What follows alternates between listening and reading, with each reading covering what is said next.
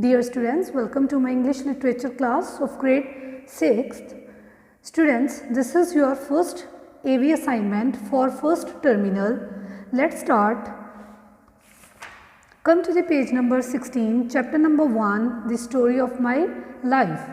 Students, today we will read a wonderful story. This story is written by Helen Keller. She was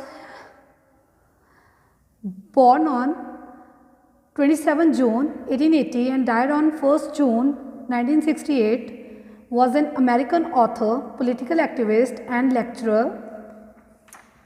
Students, come to the page number 16, paragraph 1st.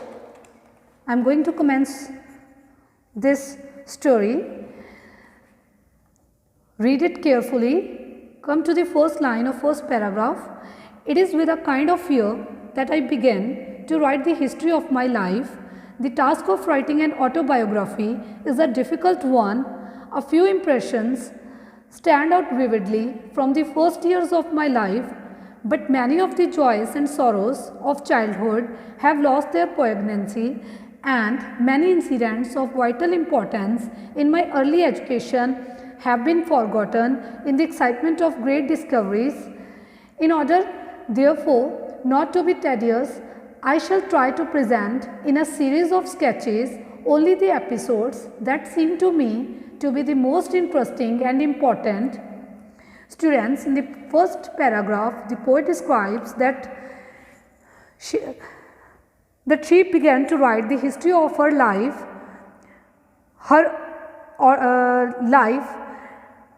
वो जो poet है वो उसने अपनी जो life के बारे में उसने अपना लाइफ के बारे में लिखना स्टार्ट किया.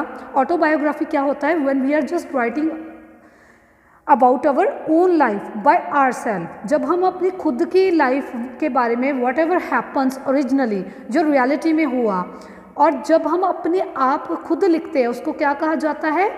ऑटोबायोग्राफी. और जो पोइट थी उसने अपनी ऑटोबायोग्राफी लिखी, अपनी लाइफ के बारे में लिखा. वो कहती कि ये बहुत डिफ़िकल्ट टास्क था. स्टूडेंट्स, जब हम अपनी लाइफ के बारे में, खुद की लाइफ के बारे में लिखते हैं, whatever it happens in our life, तो ये एक बहुत टिपिकल टास्क है. तो वो कहते हैं कि जो first impression means first face of her life था वो बहुत क्लियरली था, विविडली था. विविडली मीन्स क्लियरली, वो बहुत क्लियरली था. और फिर थोड़ी देर बाद जैसे जैसे लाइफ में जाती गई, निकलती गई, टर्निंग पॉइंट्स आने लगे. जो उसकी लाइफ में जॉयस और सॉरोज थी, हैप्पीनेस थी और सॉरोज थी उसकी चाइल्डहुड की लाइफ में, वो सारे लॉस्ट हो गए.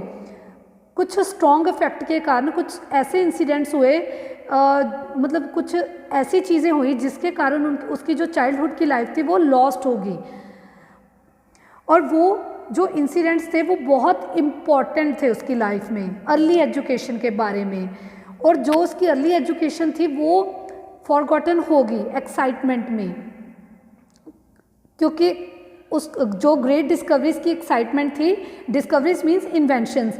ग्रेट इन्वेंशंस के कारण जो इन्वेंशंस थी उसके कारण उसकी जो अर्ली एजुकेशन की एक्साइटमेंट थी वो फॉरगॉटन होगी.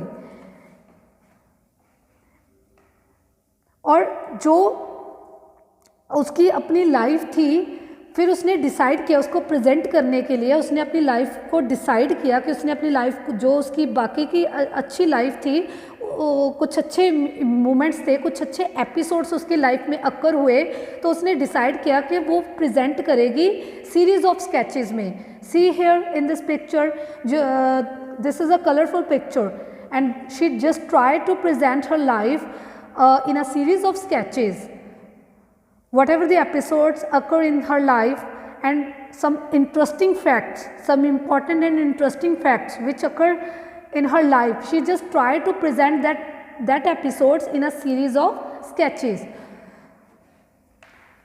Next paragraph. I was born on June 27, 1880 in Tuckus-Gambia, a little town of northern Alabama.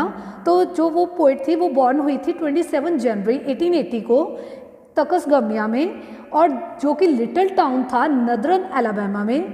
उसकी जो फादर की फैमिली थी, the family on my father's side is descended from Caspar कैलर, a native of Switzerland who settled in Maryland. जो उसकी father की side की family थी वो बहुत लंबे टाइम से कैस्पर कैलर में से बिलोंग करती थी, जो कि नेटिव था स्विट्ज़रलैंड का, who settled in Maryland. Descended means जो लंबे टाइम से जब हम किसी एक पर्टिकुलर प्लेस पे रहते हैं, जगह पे रहते हैं, दैट मीन्स उसका मीनिंग क्या होता है, descendant. One of my Swiss ancestors was the first teacher of deaf in Zurich and wrote a book on the subject of their education. उसकी एक एंसेस्टर थी जो कि फर्स्ट टीचर थी of a deaf in Zurich, और उसने जो book थी वो लिखी थी सब्जेक्ट ऑफ देयर एजुकेशन के बारे में। वो एक फर्स्ट टीचर थी जिसने बुक लिखी थी सब्जेक्ट ऑफ देयर एजुकेशन। उसने अपने सब्जेक्ट के बारे में, एजुकेशन के बारे में जो उसका सब्जेक्ट था उसकी उसने बुक लिखी थी। My father Arthur H. Keller was a captain in the Confederate Army and my mother Kate Adams was his second wife and many years younger। जो उसका फादर था जिसका नेम अर्थर एच कैलर था और वो कैप्टन था कॉन्फेडरेट आर्मी में, जो अमेरिकन आर्मी की फोर्स होती है उसमें वो कैप्टन था। एंड उसकी जो मदर है केट एडम, उसका नेम क्या था, केट एडम। स्टूडेंट्स, फादर का नेम क्या था, आर्थर एच कैलर, और उसकी मदर का नेम क्या था पोएट की, Kate Adams. Was his second wife, जो उसकी जो मदर थी उसकी केट एडम, जिसका नाम केट एडम था, वो उसकी फादर की सेकेंड वाइफ थी। एंड मैनी ईयर्स यंगर, उससे वो बहुत छोटी थी, यंगर थी। I lived up to the times of the illness that deprived me of my sight and hearing in a tiny house consisting of a large square room and a small one in which the servant slept। वो कहती, poet कहती कि मैं बहुत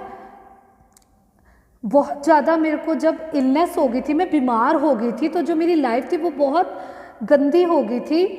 और वो एक मतलब टाइनी हाउस में रह रही थी, जो एक लार्ज स्क्वायर, जिसमें एक लार्ज स्क्वायर रूम था, स्क्वायर रूम एक था उसमें, और एक स्मॉल वन रूम और था जिसमें एक सर्वेंट था जो स्लेप्ट करता था, वहाँ पे सोता था। It is a custom in south to build a small house near the homestead as an annex. उनका एक कस्टम था, रिलीजियस में था, इन द साउथ की साइड एक उनके रिलीजियस में था कि जो स्मॉल हाउस है वो बिल्ड करना है होमस्टेड के पास। होमस्टेड मीन्स होता है, क्या मतलब होता है इसका स्टूडेंट्स, फार्म। वो कहते कि उनके कस्टम रिलीजियस में था साउथ की साइड, साउथ डायरेक्शन की साइड, कि जो हाउस है वो बनाना है किसके पास, फार्म के पास, एज एन एनेक्स। एनेक्स का मतलब क्या होता है, a building that is added to the main structure.